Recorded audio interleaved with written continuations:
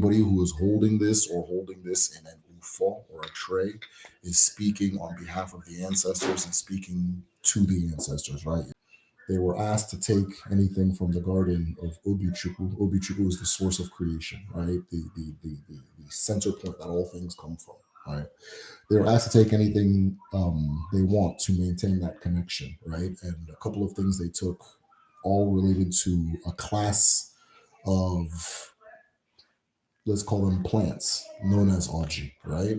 So the one I have here, we just call it Aji, right? It represents the heart. It represents the connection between the present, the ancestral, and those to come, and then those that are unseen. It represents the four quadrants that create a human being, which is Chi, Eke, Ahu, Mo.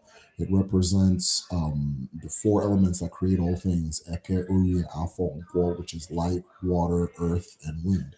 So all of that together is represented by this. Anybody who is holding this or holding this in an ufo or a tray is speaking on behalf of the ancestors and speaking to the ancestors, right? You're the connector, right?